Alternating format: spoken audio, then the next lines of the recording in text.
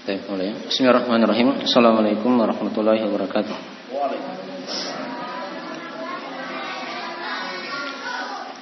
Innal hamdalillah nahmaduhu wa nasta'inuhu wa nastaghfiruh wa na'udzu billahi min shururi anfusina wa min sayyiati a'malina. May yahdihillahu fala mudilla lahu wa may yudlil fala hadiyalah. Asyhadu an la ilaha illallah wa la syarika lah. Wa asyhadu anna Muhammadan abduhu wa rasuluh sallallahu alaihi wa ala alihi washabihi wa man tabi'ahum bi ihsan ila yaumiddin, amma ba'd. Ma'asyiral ikhwani fillah, azanillahu wa iyyakum rahimani wa rahimakumullah. Alhamdulillah, pada malam hari ini kita akan lanjutkan dari pembahasan kita mengkaji dari kitab Ma'na la ilaha illallah yang dikarang oleh Syekh Muhammad bin Abdul Wahhab bin Sulaiman At-Tamimi An-Najdi rahimahullahu taala. Baik, dan kita sekarang masih dalam pembahasan tafsir dari kalimat ini, dari kalimat la ilaha illallah. Sudah kita baca dari penafsiran ayat yang pertama yang beliau bawakan dari penafsiran la ilaha illallah. Ada ayat di surah Ali Imran ayat 64 di halaman 3 ya, dari buku panduannya. Nah, yang sudah kita terangkan dari mana la ilaha illallah di situ adalah la ma'buda bihaqqin illallah. Ya. Diambil dari perkataan dari ayat Al-Qur'anul Karim. Tatkala Nabi Ibrahim alaihissalam, atau tatkala di situ Allah dan perintah nabinya ya untuk berkata kepada ahlul kitab, Qul ya ahlal kitabi ta'alu ila kalimatin sawa'in bainana wa bainakum alla na'budu illallah wa la nusyrika bihi syai'a wa la yattakhidha ba'duna ba'dan arbaban min dunillah.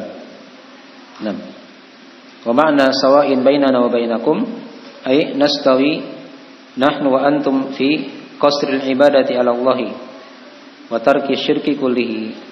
Ya. Katakanlah wahai ahli kitab,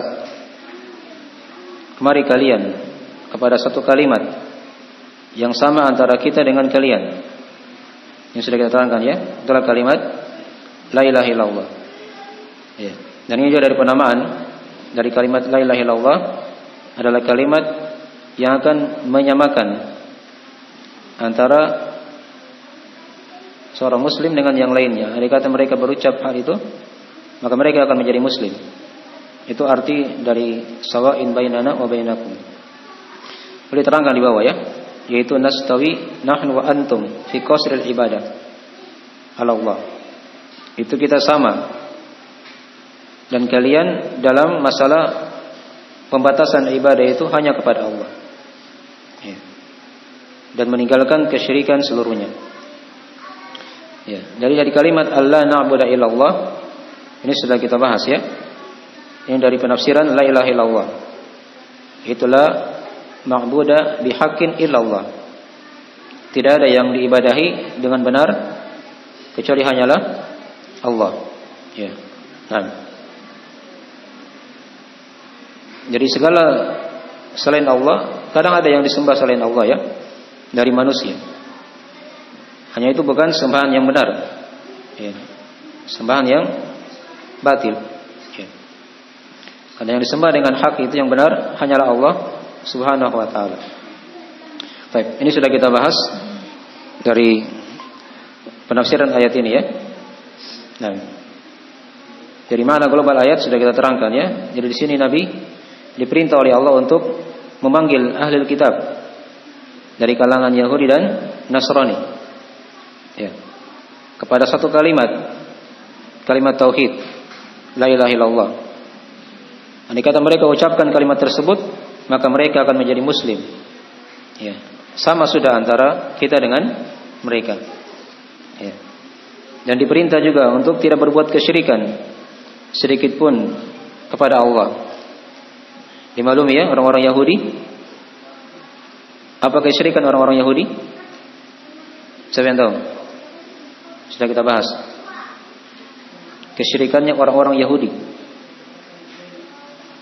Ya, mereka katakan Uzair itu adalah anak Allah. Wa qalatil yahudu Uzairun ibnullah. Itu diterangkan di ayat Al-Qur'an. Dan Yahudi berkata Uzair itu adalah anak Allah. Uzair ini anak dia orang yang soleh. Ya. Di masa itu ya. Ketika dia meninggal, dijadikanlah dia sebagai tandingan selain Allah, diangkat sebagai anak Allah.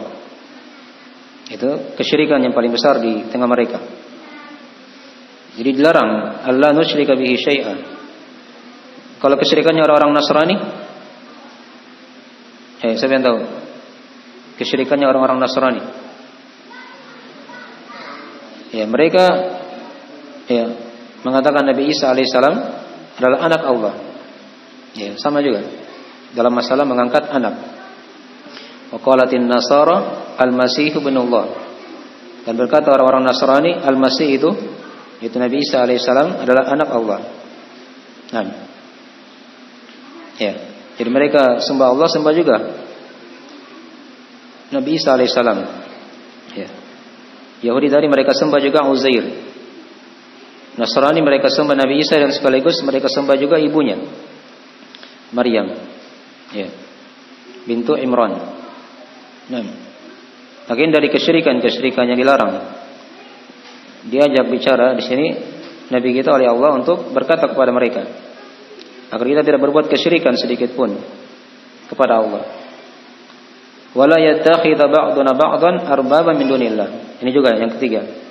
Semakin mempertegas dari makna la ilaha illallah. Ya. Agar kita tidak menjadikan sebagian kita dengan sebagian yang lain ada rob-rob. Ya, tandingan-tandingan selain Allah. Ayo, siapa yang masih ingat? Di situ bagaimana caranya mereka menjadikan tandingan-tandingan Yahudi dan Nasrani. Selain mereka tadi angkat Uzair, angkat Nabi Isa sebagai anak Allah, ada lagi yang lain yang mereka buat tandingan untuk Allah. Bentuknya bagaimana? Sudah kita bahas.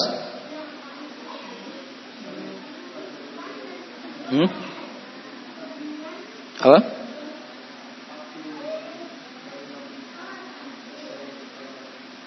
Bukan masalah patung. Yang sudah kita bahas kemarin.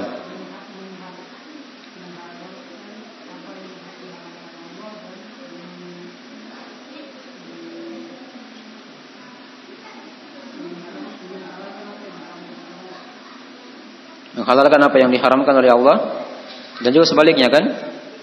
Mereka mengharamkan apa yang dihalalkan dan juga mereka halalkan apa yang diharamkan. Bentuknya bagaimana itu? Sudah kita bahas. Cara mereka sampai seperti itu.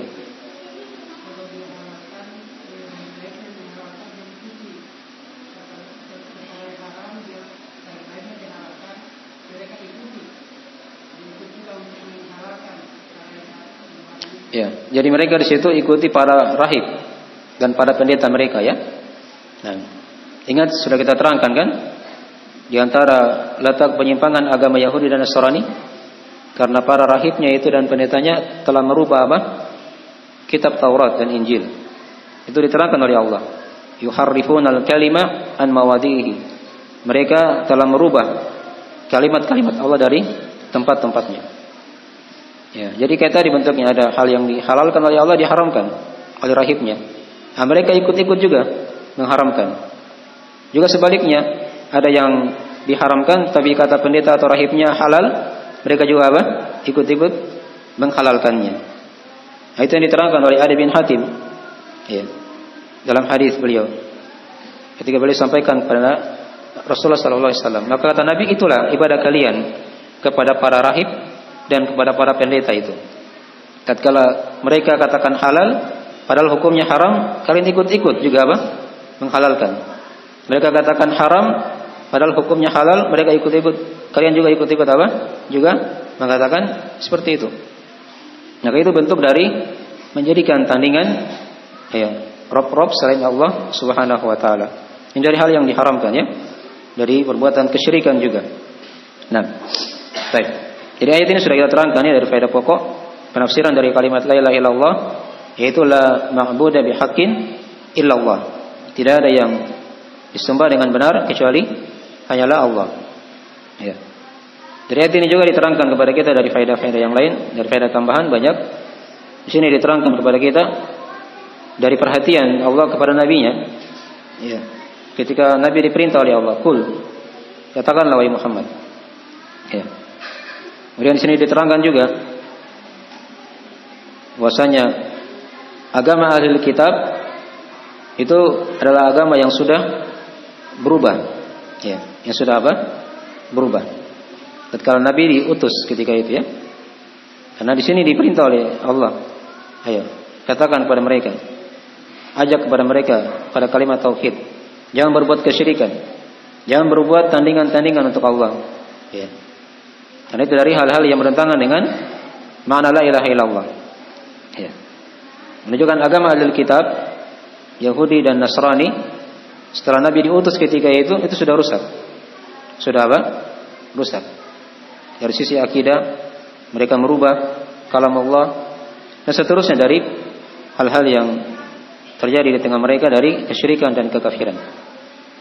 Nah, kemudian dari ayat ini juga diterangkan kepada kita faedah yang ketiga dari penamaan lain dari kalimat la ilaha illallah.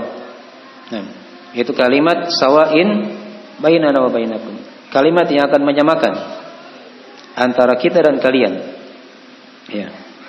Baik, nanti sudah diterangkan bagaimana makna dari sawa bainana wa bainakum. Syekh terangkan juga di bawah ya. Dalam masalah ya, kita sama kalian dan kita dan kalian dalam masalah ya, membatasi ibadah itu hanya untuk Allah dan meninggalkan kesyirikan. Itulah dari mana la ilaha illallah. Ya. Meninggalkan kesyirikan itu kan dari kalimat la ilaha. Adapun membatasi ibadah hanya untuk Allah, itulah kalimat illallah. Ya. Jadi Syekh di sini ya menafsirkan juga dari kalimat tersebut dengan mana yang beliau terangkan tadi itu. Jadi tadi faedah tambahan yang ketiga, penjelasan dari nama lain dari kalimat la ilaha illallah. Ya. Nah, kemudian di sini juga diterangkan kepada kita ya. Dari faedah ayat ini ya, larangan dari berbuat kesyirikan ya, dari haramnya berbuat kesyirikan. Nah, wala nusyrika bihi syai'a. Ya, larangan dari berbuat kesyirikan. Nah, kepada Allah Subhanahu wa taala. Hukumnya haram ya, karena dilarang dalam agama kita. Dan sudah kita terangkan dari mana kesyirikan itu apa. Yaitu penyetaraan selain Allah dengan Allah pada perkara-perkara khusus milik Allah Subhanahu wa taala. Kemudian dari ayat ini juga diterangkan kepada kita, nah, dari haramnya ya, menjadikan tandingan-tandingan untuk Allah. Ya. Dalam bentuk penafsiran ayat ini ya. Ya. Diikuti orang misalnya pada hal yang berseberangan dengan syariat. Nah, dia ikuti taklid. Padahal dia tahu itu dari hal yang bertentangan dengan agama Allah Subhanahu wa taala. Itu ada bentuk dalam masalah menjadikan tandingan untuk Allah Subhanahu wa taala. Yang sudah kita terangkan tadi dari perbuatan orang-orang Yahudi kepada para rahib mereka dan perbuatan orang-orang Nasrani kepada para pendeta mereka. Nah. Baik. Dan juga padanya ada penetapan nama Allah yang sudah kita maklumi ya. Baik. Dan juga di sini diterangkan kepada kita dari jenis kekafiran orang-orang Yahudi dan Nasrani. Jadi mereka itu banyak mengumpulkan perkara-perkara yang mengkafirkan dari kesyirikan. Kemudian mereka juga ya menjadikan pada Allah itu ada kekurangan. Ya. Allah katanya punya anak, gitu ya. Uzair katanya Isa bin Maryam. Ini bentuk dari kekafiran kepada Allah Subhanahu wa taala. Bentuk yang lain lagi sudah diterangkan dari bentuk-bentuk kesyirikan, kekafiran orang-orang Yahudi dan Nasrani. Mereka mentaati para rahib dan para pendeta mereka pada hal-hal yang diselisihi oleh kitab mereka sendiri. Ya. Hal yang diharamkan dihalalkan, mereka ikut-ikut juga menghalalkan. Hal yang sebaliknya juga seperti itu. Yang diharamkan dihalalkan, juga mereka ikut juga menghalalkannya. Baik. Jadi dari faedah-faedah tambahan dari ayat yang sudah kita bahas pada pembahasan sebelumnya. Nah. Baik. Sawa'in bainana wa bainakum sudah diterangkan tadi ya dari penafsiran dari Syekh rahimahullahu taala. Baik. Berikutnya kita masuk di ayat yang kedua. Di ayat yang kedua. Baik. Kata beliau rahimahullahu taala, dilihat ya di buku panduannya di halaman 3. Nah. Kata beliau ini penafsiran yang kedua dari kalimat la ilaha illallah. Beliau bawakan perkataan Nabi Ibrahim alaihissalam. Wa qala al-Khalilu alaihissalam wa id qala Ibrahimu li abihi wa qaumihi innani bara'um mimma ta'budun illa alladhi fatarani fa innahu sayahdin wa ja'alaha kalimatan baqiyatan fi 'aqibihi la'allahum yarji'un. Dan berkata Al-Khalil alaihissalam, ini gelar dari Nabi Ibrahim alaihissalam. Ya. Apa itu Al-Khalil? Nah, Al-Khalil itu artinya kecintaan Allah. Ya, kepada beliau ya. Nah. Dan dari para nabi dan rasul itu hanya dua yang digaleri dengan apa? Khalilullah. Yang pertama Nabi Ibrahim alaihissalam. Kemudian yang kedua Nabi kita Nabi Muhammad sallallahu alaihi wasallam. Ya diterangkan dalam Al-Qur'anul Karim di surah An-Nisa ya, ayat 125 tentang Nabi Ibrahim itu sebagai Khalilullah. Nah, wattakhadallahu Ibrahima khalilan. Dan Allah menjadikan Nabi Ibrahim itu sebagai apa? Kekasihnya. Jadi kalau Al-Khalil itu artinya dia di atasnya mahabbah, di atas kecintaan. Ya. Kalau Al-Khalil itu kalau dibahasakan oleh para ulama, dia kecintaan yang tidak ada celah di situ. Seorang dia benci kepadanya, full, begitu ya, kecintaannya. Itu namanya apa?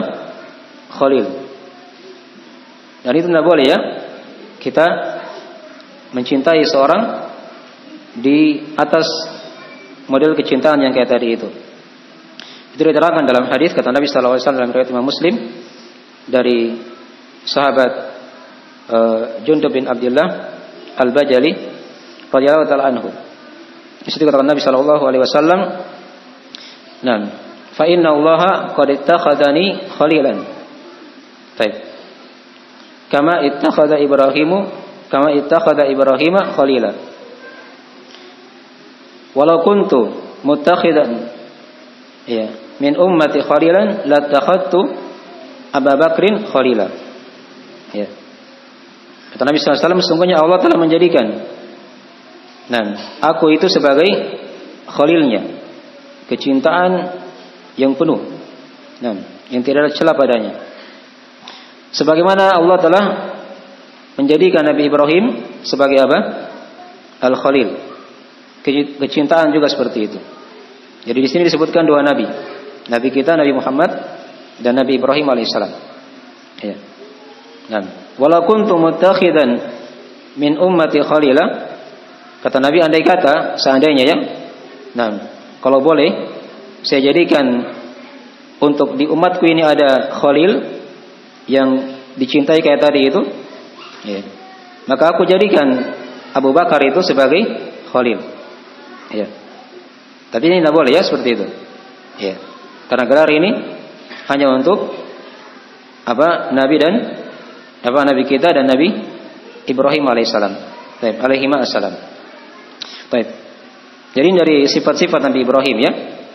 Dari kecintaan Allah Subhanahu wa taala. Banyak dari keutamaan beliau selain Khalilullah, beliau juga digelari ayahnya para nabi dan rasul.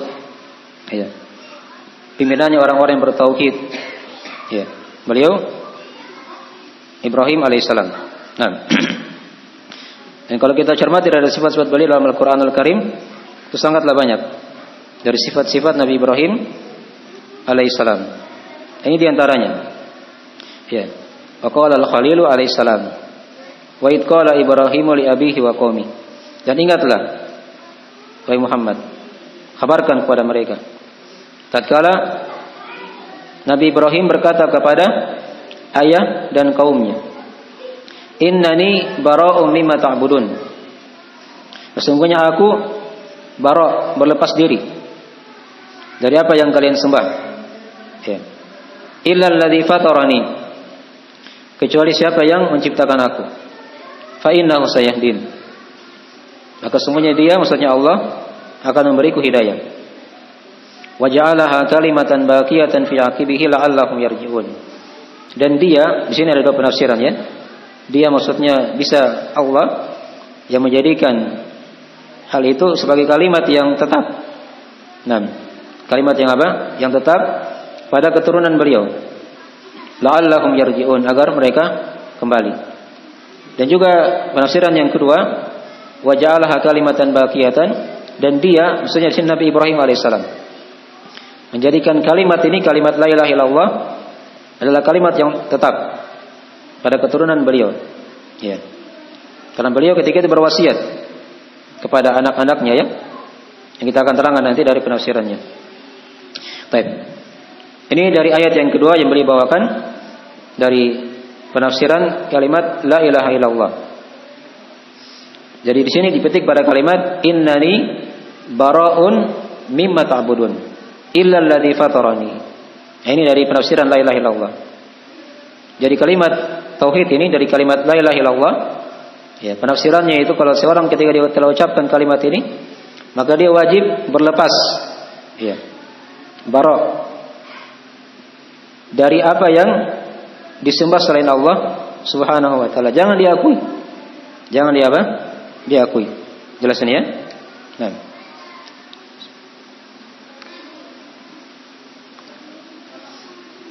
Ini penafsiran dari kalimat la ilaha. Bentuknya ada perlepasan diri. Ya. Dari apa yang disembah selain Allah. Kemudian diterangkan setelahnya illa alladzi fatarani. Ya.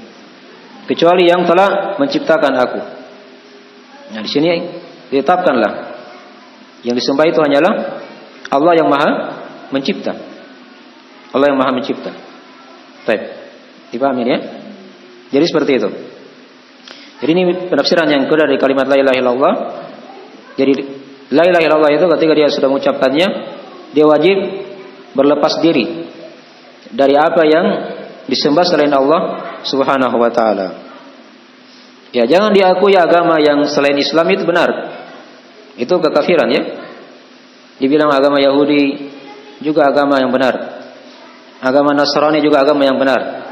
Ini berarti dia tidak berlepas diri dari Yahudi atau Nasrani. Berarti tidak betul kalimat apa? Tauhidnya. Nah, itu dari bentuk-bentuk kekafiran. Ketika dia masih meyakini ada agama selain Islam yang bisa diterima oleh Allah Subhanahu wa taala. Padahal tegas dalam Al-Qur'an diterangkan, "Wa may yabtaghi ghairal islami dinan fala yuqbal min." Siapa saja yang mencari selain Islam sebagai agama, kata Allah, maka tidak diterima darinya. Dan dia di akhirat akan menjadi orang-orang yang merugi, dipastikan oleh Allah. Innad dina indallahil Islam. Sesungguhnya agama di sisi Allah hanyalah apa? Islam. Ya. Tidak ada keraguan.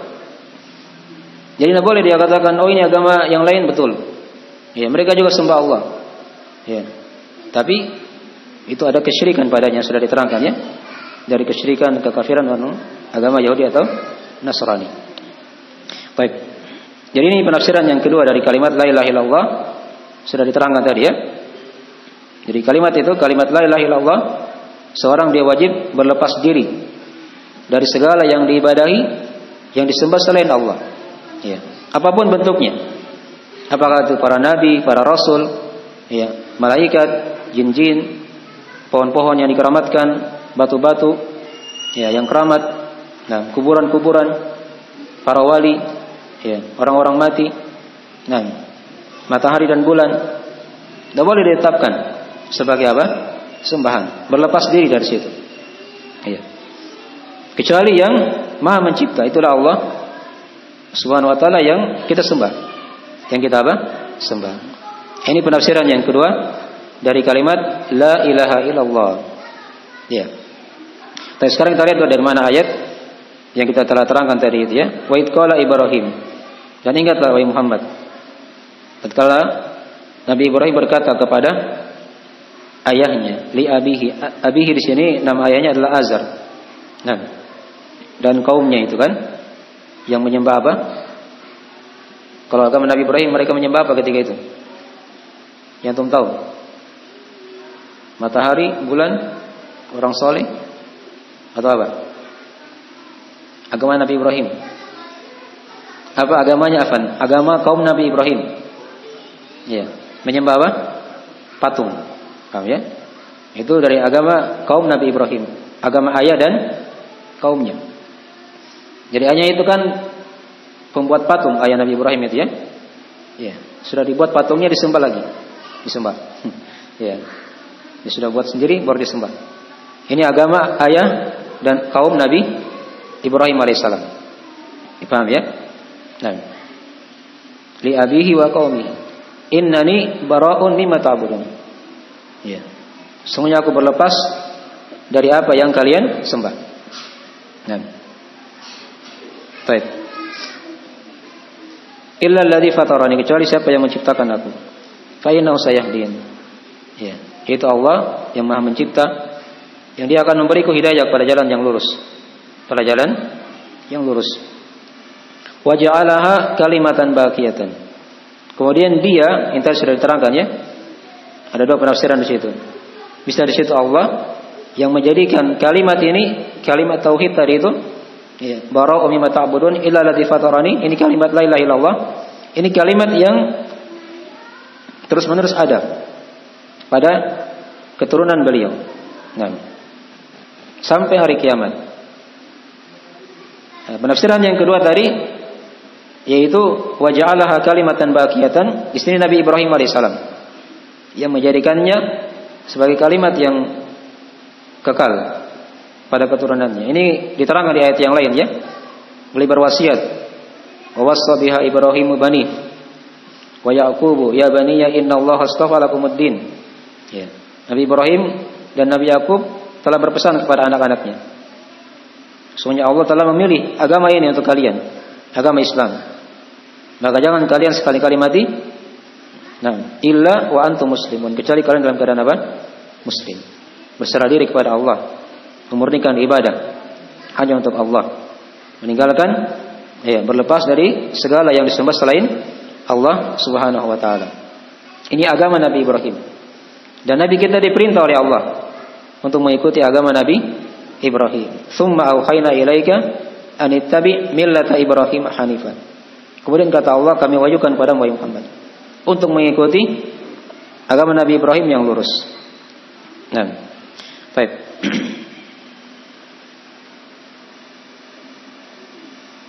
Sini pada kalimat keturunannya wa ja'alaha kalimatan baqiyatan fi aqibihi. Ini ada beberapa penafsirannya diterangkan oleh para ulama. Ada yang mengatakan ini keturunan Nabi Muhammad. Ya. Ada yang mengatakan seluruh manusia yang mentauhidkan Allah Subhanahu wa taala. Ya. Itu di antara dari penafsiran-penafsiran di kalangan ulama. Ya. Nah. Dan ada juga yang mengatakan keturunan beliau adalah semua yang hidup setelah Nabi Ibrahim alaihissalam. Ya, ini dijadikan sebagai kalimat yang kekal. Baik. Dan juga ada yang mengatakan dari keturunan Nabi Ibrahim alaihissalam sendiri, dari para nabi dan rasul kan, Nabi Ismail dan Nabi apa? Ishak. Dari situ kan bercabang lagi para nabi dan rasul yang lainnya. Nah, la'allahum yarji'un, agar mereka kembali. Ya, maksudnya agar mereka kembali kepada apa? Agar mereka kembali kepada at-tauhid. Ya, memurnikan ibadah hanya kepada Allah. Ada yang mengatakan agar mereka kembali kepada keislaman. Kembali kepada keislaman. Nah. Ya, dan juga ada sebagian lagi yang lain mengatakan agar mereka bertobat kepada Allah dari kekafiran mereka. Ya, dimaklum ya, di ketika itu agama kaum Nabi Ibrahim itu menyembah patung, menyembah berhala. Nah, maka diajak mereka agar bertobat kepada Allah dan meninggalkan dari apa yang mereka sembah selain Allah Subhanahu wa taala. Baik, ini segera indul dari akhir pembahasan kita. Dari sini sudah kita bisa petik dari tafsir la ilaha illallah, yaitu innani bara'un mimma ta'budun illa alladzi fatarani. Tapi segera itu dulu ya. Insyaallah taala faedah tambahan nanti kita akan bahas di lain waktu. Ada yang ditanyakan dari pelajaran?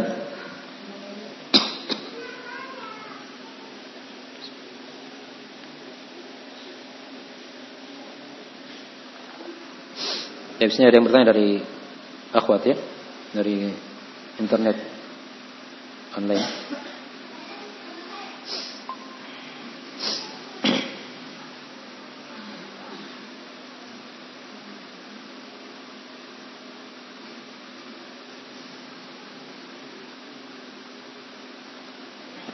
Ini ada yang bertanya dari akhwat.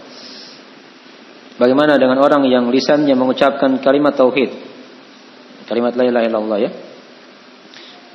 tapi dalam kesehariannya, dalam beribadahnya, dia tidak percaya adanya surga dan neraka. Ya, ada tidak seperti ini keyakinan orang? Ya, diucapkan kalimat la ilaha illallah, tapi dia tidak percaya adanya hari kebangkitan, adanya surga, adanya neraka. Ini tidak ada manfaatnya ya dari kalimat tauhidnya tadi itu. Karena dia sudah batalkan dengan kekafiran tadi itu. Mempercayai surga dan neraka ini bagian dari rangkaian rukun apa?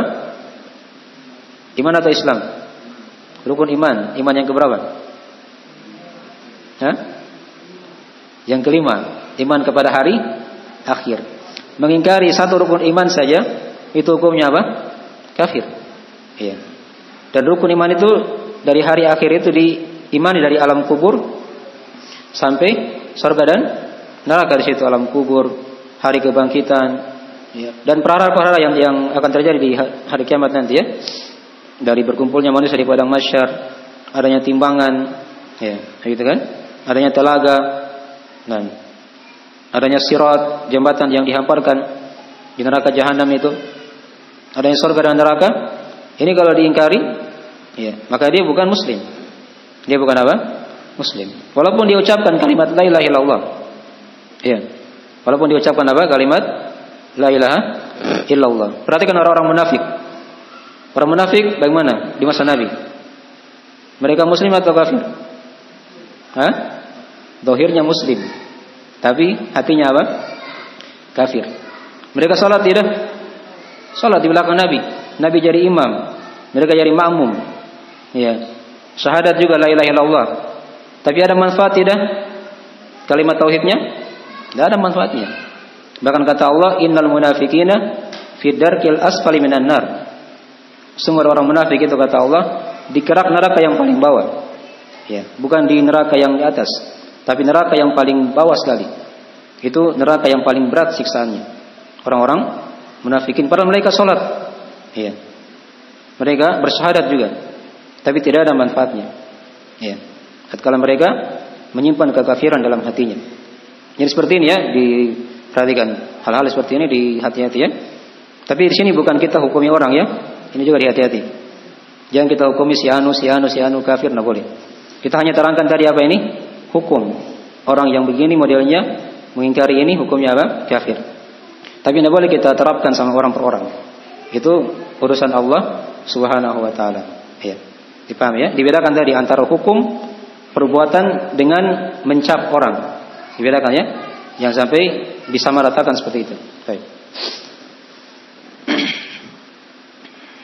Satu lagi kalau ada kita tutup.